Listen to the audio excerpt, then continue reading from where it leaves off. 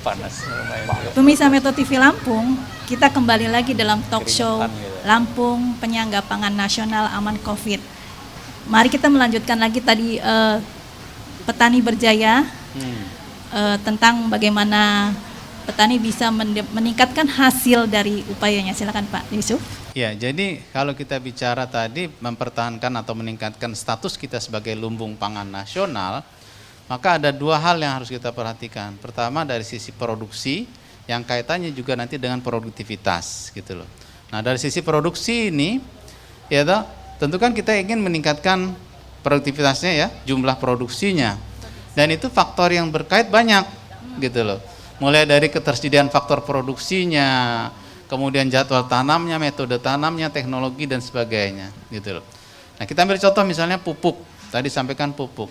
Pupuk ini kita kan harusnya kalau kita ingin mentargetkan satu target produktivitas, maka dia harus memenuhi semua kebutuhan pupuknya gitu. Misalnya dia butuh pupuknya 60 kilo yaitu untuk satu lahan yang bisa kita ukur di situ. Tapi ternyata petani ini kan banyak godaannya dia, gitu loh, banyak godaannya. Ya bisa saja, gue mau pakai 30 aja deh, atau 20 aja deh, karena ada yang mau nyulantin anak dia.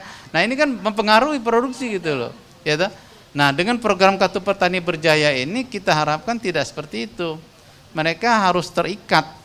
Ya, terikat dengan komitmennya dia pada rekomendasi teknologi yang kita sarankan gitu loh ya toh.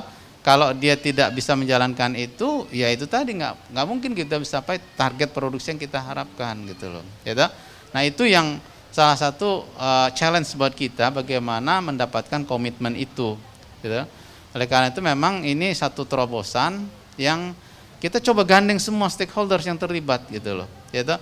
Mulai dari pabrikan pupuk ya, di situ ada Pusri, ada Petrokimia, ada Pupuk Indonesia, kemudian kita juga gandeng stakeholders yang lain seperti tenaga ahli, bibit dan sebagainya, termasuk perbankan dalam hal ketersediaan modal, gitu loh. Karena petani ini juga sama kasusnya gitu loh. Kalau dia lagi nggak ada modal atau modalnya kurang ya sudah dapatnya dia, gitu loh. Ya, tapi kalau dengan program ini kita tidak bisa toleransi dia. Kalau memang kebutuhan modalnya misalnya 10 juta, ya harus siapkan 10 juta, gitu loh. Ya, oleh karena itu komitmen itulah yang saya katakan tadi, komitmen menuju pada mindset komersial. Berarti Ya, petani dalam Kartu Petani Berjaya ini selain mendapatkan kemudahan dan sarana produksi, harus ada komitmen dari para petani. Itu yang paling penting, itu yang paling penting. Itu bagaimana pengawasannya itu, Pak? Nah, itu masuk ke dalam sistem saya katakan tadi. Kita bicara, makanya caranya tidak ada cara lain menggunakan teknologi. Ya, teknologi informasi supaya mulai dari bagaimana kita memberikan rekomendasi teknologi menggunakan big data sehingga masuk pada komitmen petani. Kita lihat di situ ya kebutuhan namanya rencana usaha tani, RUT kita sebut. Di situ ada jadwal tanam, ada kebutuhan pupuk dan sebagainya. Bahkan sudah harga, terakhir kita bicara kebutuhan modal. Yang kedua kita bisa prediksikan dengan kondisi seperti ini produksi yang akan keluar nanti berapa, gitu loh. Ya, artinya sudah dari awal sudah kita prediksikan dia akan untung berapa. Kalau dia tidak untung ya nggak usah dilanjutin gitu loh. Tapi kalaupun dia bisa untung maka kita kejar angka itu gitu loh. Ya, nah ini tentu memang kerjanya kerja gotong royong nih, gotong royong semua pihak, mulai dari pemerintah, yaitu sebagai regulatornya, kemudian dari perbankan, dari pabrikan pupuk, bahkan dari ahli-ahli pertanian, perguruan tinggi, lembaga penelitian, dan semua kita libatkan. Berarti semua pihak harus terlibat. Semua ya? Gotong royong gitu loh. Baik Pak Yusuf, penjelasannya tadi lebih pemaparannya lebih jelas jadi ya. Sekarang kita ke Kepala Dinas Kominfo Kabupaten Lampung Tengah dengan Bapak Nila Kelana.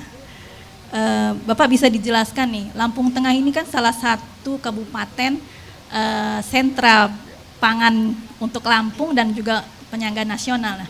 Bisa diceritakan Pak bagaimana potensial di Lampung Tengah ini Pak? Silakan. Terima kasih. Assalamualaikum warahmatullahi wabarakatuh. Waalaikumsalam. Lampung Tengah, kalau Provinsi Lampung masuk urutan ke-6 penyangga pangan nasional, Lampung Tengah saya punya keyakinan Nomor 1 penyangganya untuk Lampung. Luar biasa ya Pak ya.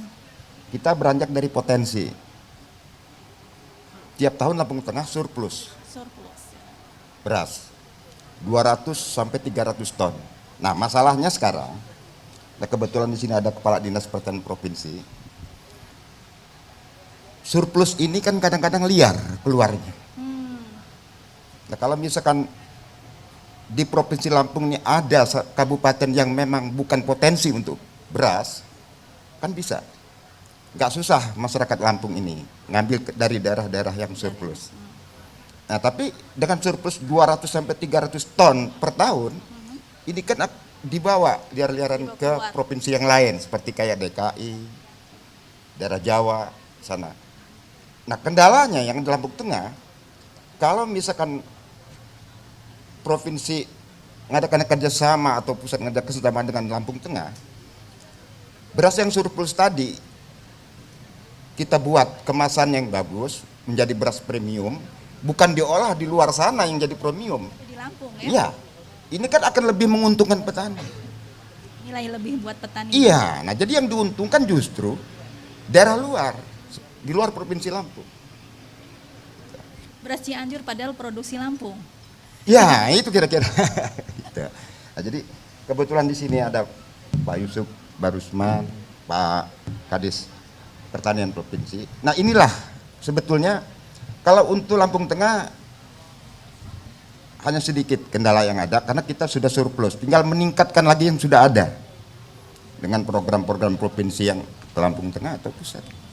Karena kita kalau bicara Lampung Tengah tidak punya potensi, sudah berpotensi besar.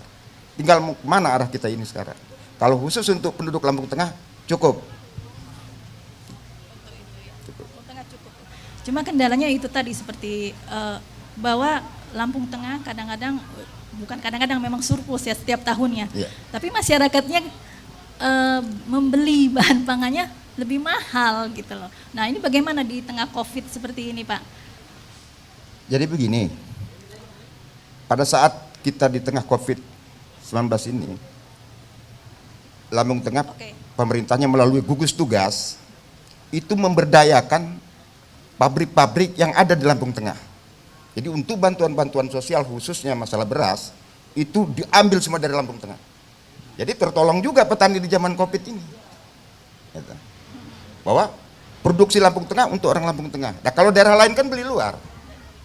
Nah, itulah keuntungan di zaman Covid-19. Artinya beras kita terserap. Ya. Baiklah Bapak, terima kasih pemirsa Metro TV Lampung. Kita akan melanjutkan talk show kali ini sampai jeda pariwara berikut ini.